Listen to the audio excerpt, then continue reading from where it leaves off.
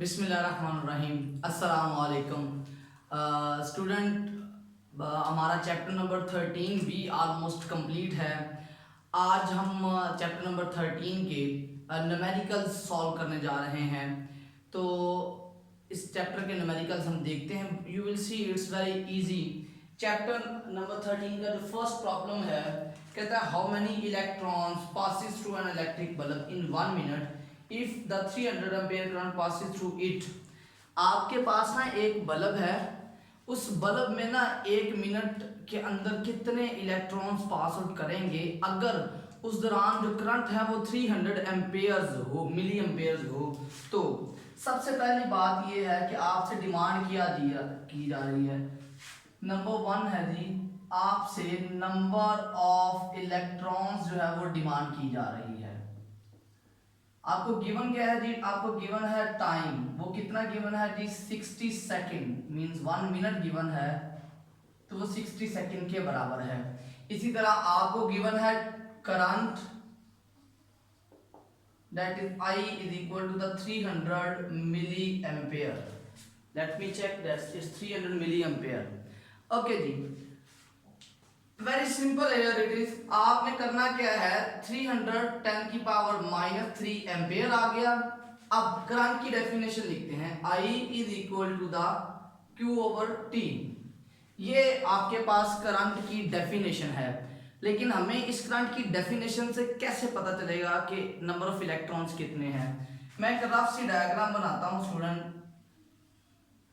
ये बल्ब है आपका, सपोज करते हैं इसमें से 300 मिली एम्पेयर का करंट पास आउट कर रहा है। इधर से एक इलेक्ट्रॉन गुजरा, 2 गुजरे, 3 गुजरे, 4 5 6 10 10,000 जितने भी हैं, ये चार्ज पार्टिकल्स गुजरे हैं। And the charge particles are number of electrons. इसका मतलब आपका जो टोटल चार्ज है वो इस वक्त Ne के बराबर है, जितने नंबर ऑफ इलेक्ट्रॉन्स गुजर चुके हुए हैं वो। अच्छा जी, अब आप ये वैल्यू पुट करें, I is equal to the Ne/T। आपने ये n निकालना है, तो n कैसे निकलेगा जी? इसको सिंप्लीफाई करें, n is equal to the I into T/E।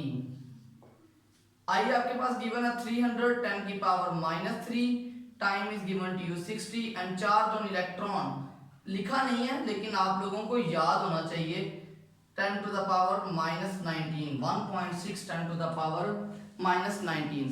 Student मैंने यहाँ पर छोड़ दिया इसको। No, it's your choice and it's your opinion. आपने करना क्या है, इसको इससे आगे सॉल्व आउट करना है।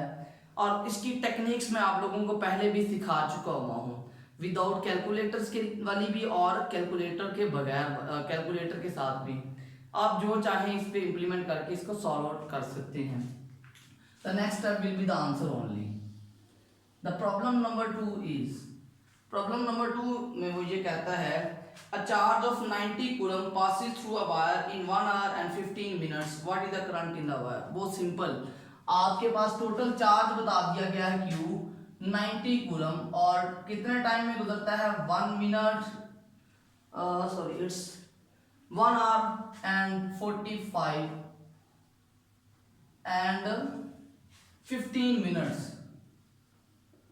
आपने बताना क्या है इसमें से करंट। इस सवाल में सिर्फ एक लॉजिक है, और वो लॉजिक क्या है, आपने टाइम को सेकंड में कन्वर्ट करना है। वेरी सिंपल, आप इस चीज को बहुत आसानी से कन्वर्ट कर सकते हैं। मैं लिखता हूं जी 1 घंटे में 60 मिनट और 1 मिनट में 60 सेकंड। ये 1 घंटा आ गया जी। 1 घंटे में से जितने सेकंड होते हैं वो आप इस फार्मूले से बता सकते हैं। सेकेंडली आपके पास 15 इंटू 60, ये हमारे पास 15 मिनट में कितने सेकंड होते हैं वो मालूम हो गए। यहां से आ गया 3600 और इधर से आ गया 900, तो आपके पास 4500 सेकंड्स टाइम बनता है। ओके जी, 4500 सेकंड आपको टाइम भी मिल गया। Now current is equal to the charge per unit time. Charge is 90 and time is 4500। You can simply calculate it. I will not solve it. मैं इसको सॉल्व नहीं कर रहा, आप इसको सॉल्व कर लीजिएगा। अच्छा जी, नंबर 3 प्रॉब्लम है, I will not discuss it here. ये एक सर्किट डायग्राम है, इंशाल्लाह नेक्स्ट टाइम हम इसको डिस्कस करेंगे। नंबर 4 देखते हैं जी। नंबर 4 में क्या है जी, कहता है the resistance rectangular bar of iron is 2 centimetre bye 2 centimetre. आपको बेसिकली इसका एरिया गिवन है 2 सेंटीमीटर इंटू 2 सेंटीमीटर, आपके पास आ गया 4 सेंटीमीटर का स्क्वायर या 4 10 to the power -4 metre square. क्योंकि अगर ये सेंटीमीटर का स्क्वायर है तो सेंटी का भी स्क्वायर होगा और मीटर का भी, तो सेंटी 10 की पावर -2 होती है, लिहाजा -4 होगी। अच्छा जी, एंड 40 सेंटीमीटर लॉन्ग, लेंथ आपको गिवन है जी 40 centimetre means 0.4 metre. Calculate its resistance if resistivity is given to you, rho is 11 10 to the power -8 ohm metre. आपने इसकी रेजिस्टेंस बतानी है। बहुत सिंपल, ये फॉर्मूला आप लोगों ने सीखा भी हुआ है, R is equal to the rho L over A। Values put करें जी, 11 10 to the power -8, length is 0.4 and this one is 4 10 to the power -4।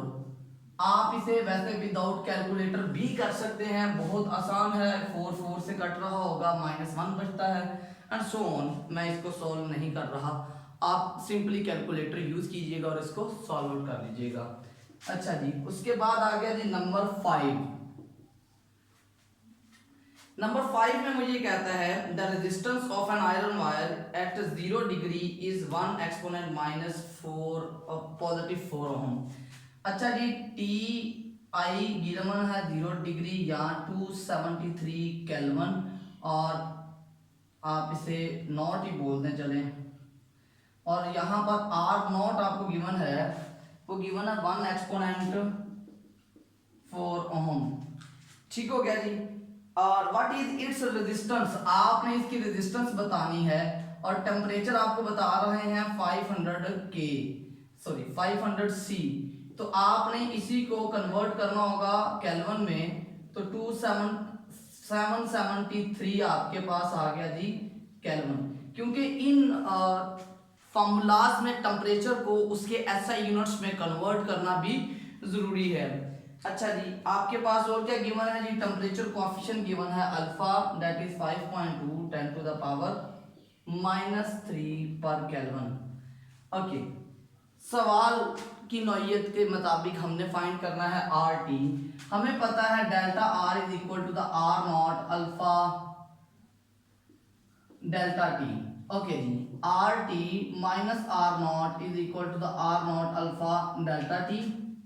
आप अपनी सहूलत के लिए यहाँ पर डेल्टा टी भी निकाल सकते हैं, वो टी माइनस टी नॉट आ जाता है। 773 माइनस 273, द आंसर इज 500 के। ओके, हमने आर टी निकालना है, ये उधर जाके प्लस हो गया,